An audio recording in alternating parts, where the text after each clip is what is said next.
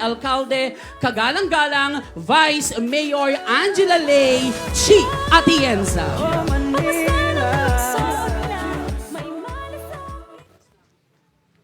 Magandang umaga po sa inyong lahat. Kamusta po kayo? Napakaganda ng umaga ngayon dito sa District 3.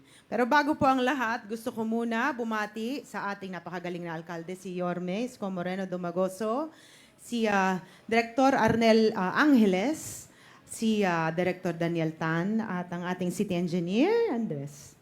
Sa lahat ng mga konsehal na narito ngayon, lahat ng mga chairman na nakikita ko, halo-halong mga distrito, magandang umaga sa inyong lahat.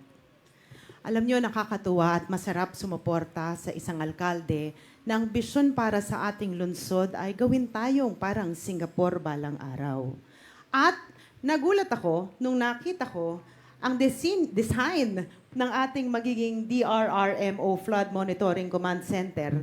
Parang kahit papaano, matitikman natin ang konting Singapore dito sa Maynila. Kaya palakpakan natin ang ating alkalde na si Yorme Isko Moreno Dumagoso.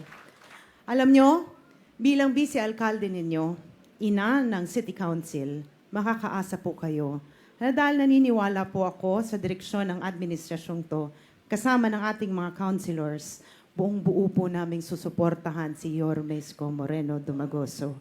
Dahil alam ko po, na ang suporta namin na buong ibibigay sa Kanya ay suporta po namin sa inyo.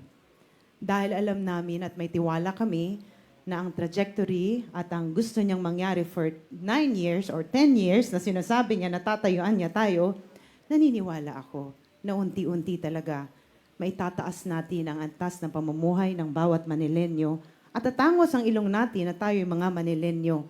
At naniniwala rin ako na makakamtan natin na maging parang Singapore balang araw. Anyway, nandito ako para ipakilala ang isang tao na alam kong kilalang kilala niyo na.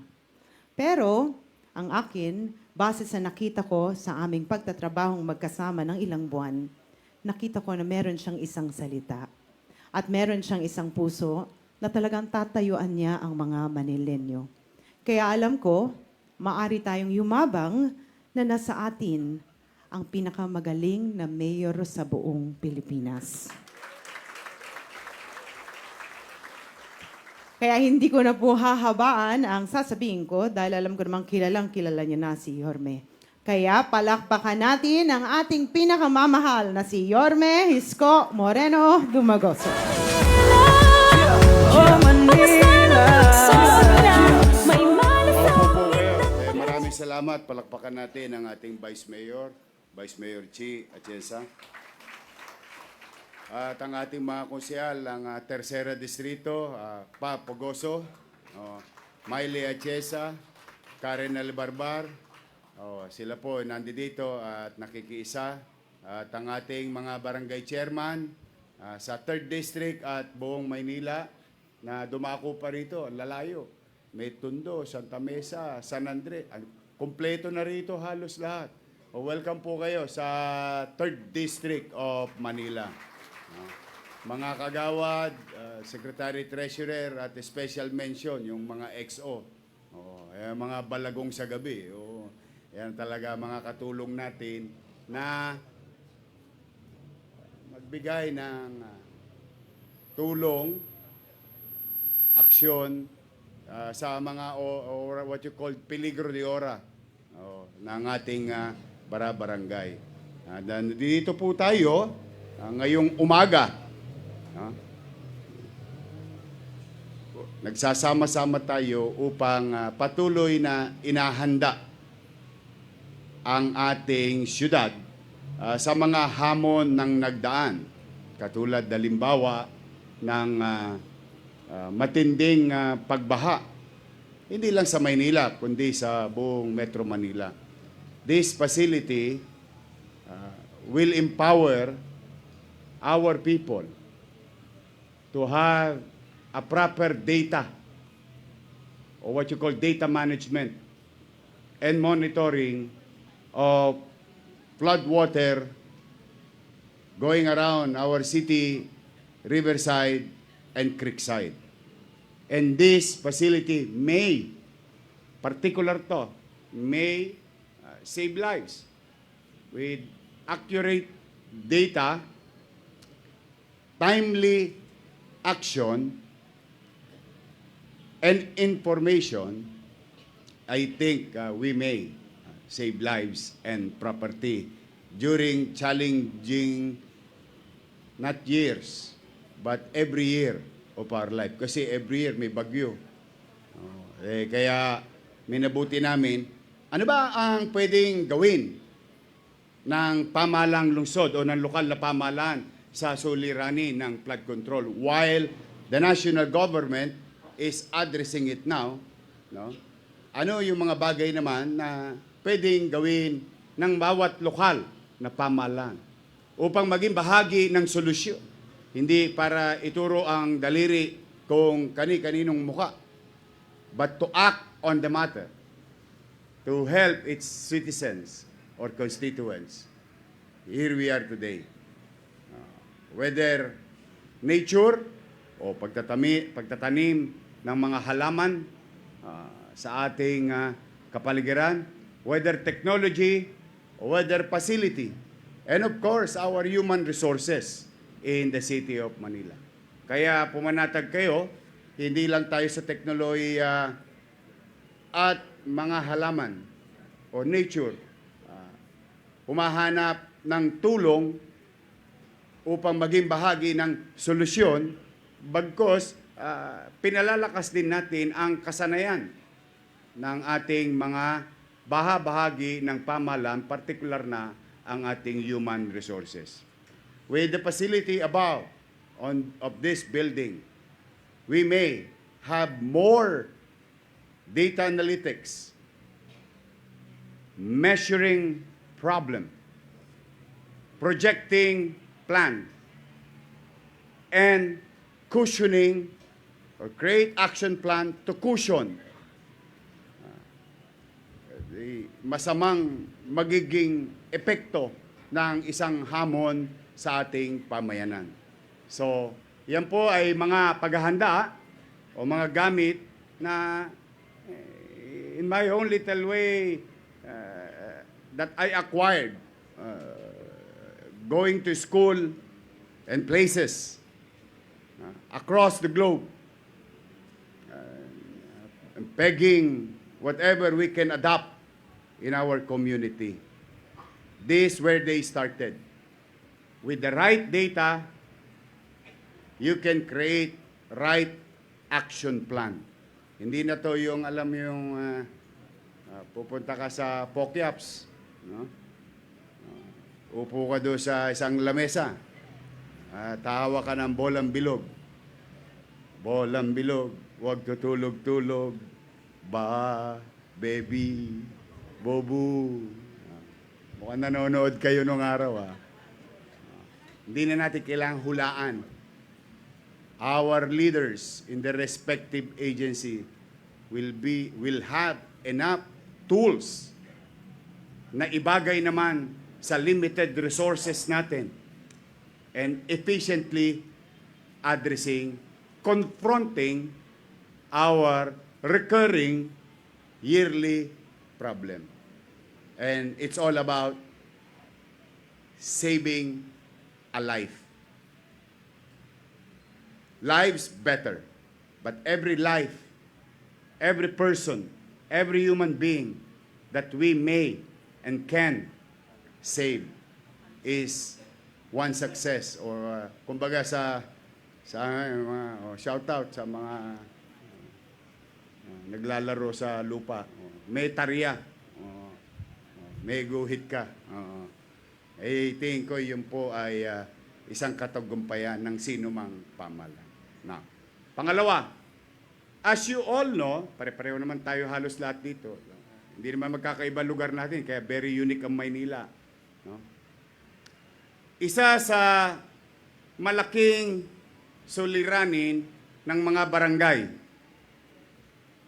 kayo to, you know this very well, is yung mahirap nating nasasakupan na may 1/2 metro kwadrado na tirahan nakikipisan lang.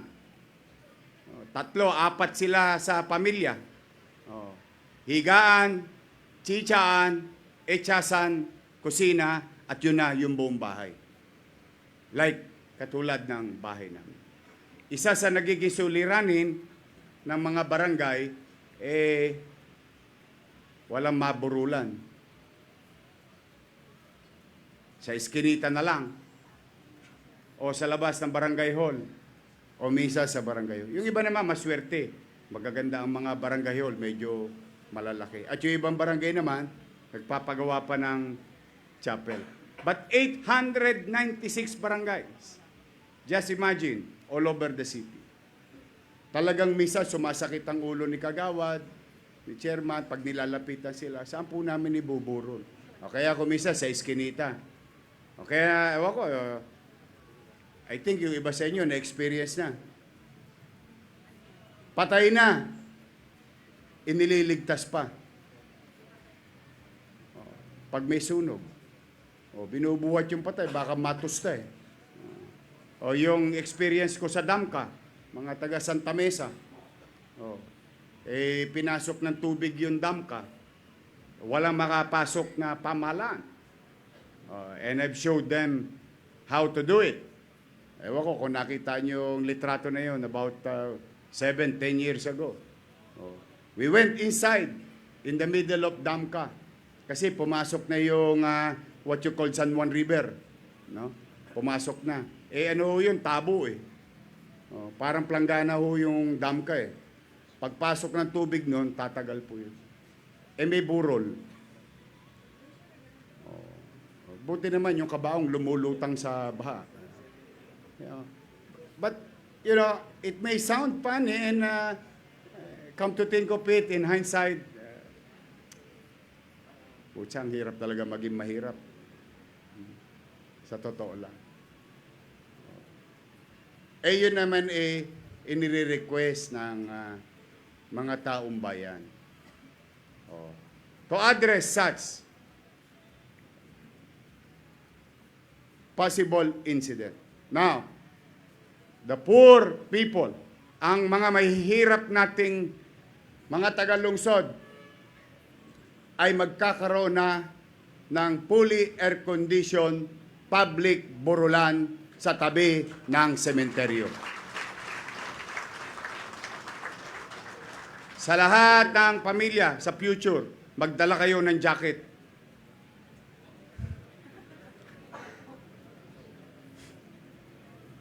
Giginawin yung bangkay dito.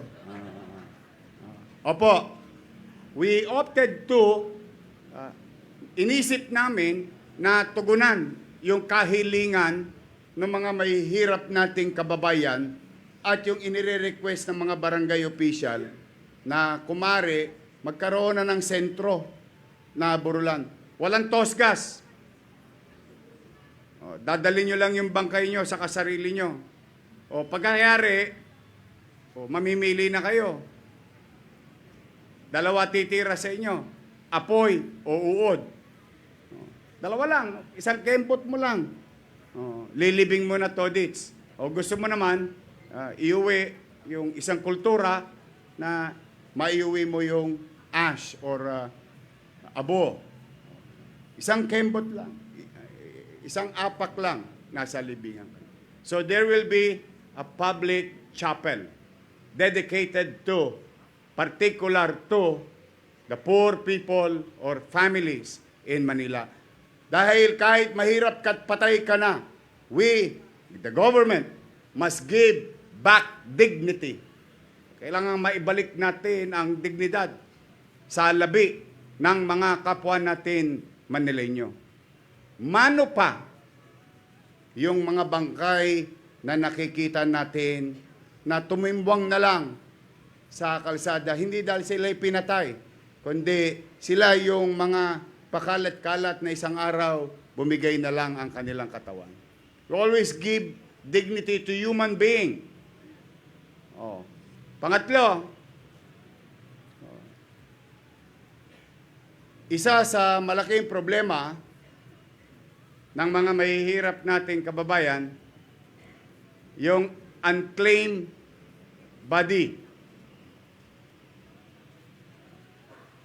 Umabot tayo sa sitwasyon, nung pag-upo ko, nakakita ko, mga kusyal, nakakita ko ng tapa. Halos kulay tapa na yung bangkay. Just imagine that it's you. Nobody claimed. And you're just being stored na nakasako, nakatela. I mean, one, yung sanidad for the living person. But the dignity sa buhay ng tao o sa labi, kahit bangkay yan, may dangal yan.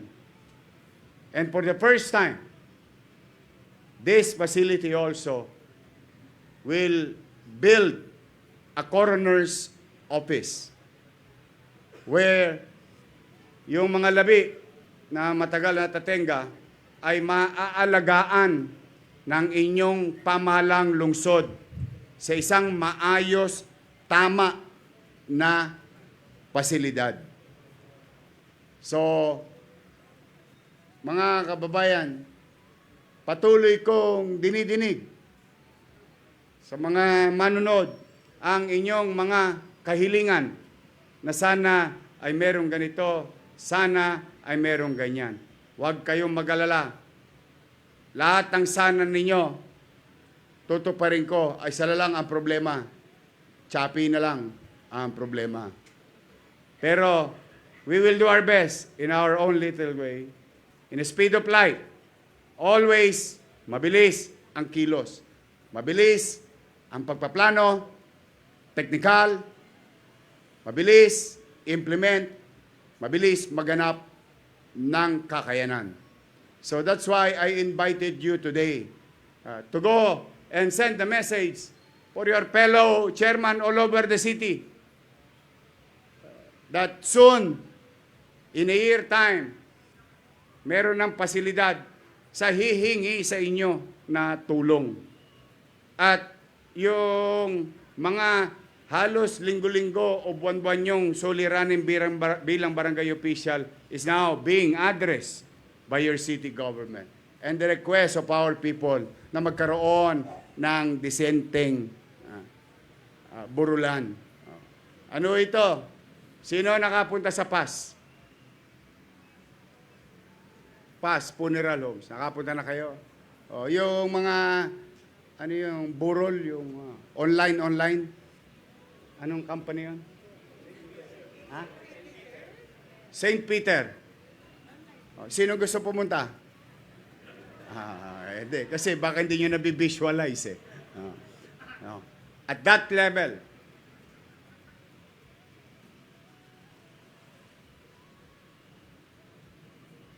mahirap na pamilya will have the best last days, at the very least that we can do to their loved ones. Nakapiling nila. So yan ang commitment namin sa inyo. And go, spread the word that in the near future, one way or another, it may help your constituency. So today, maraming salamat sa inyo. Sino ba may birthday ngayon, January? May birthday sa inyo? O, magkikita tayo mamaya. Maya-maya.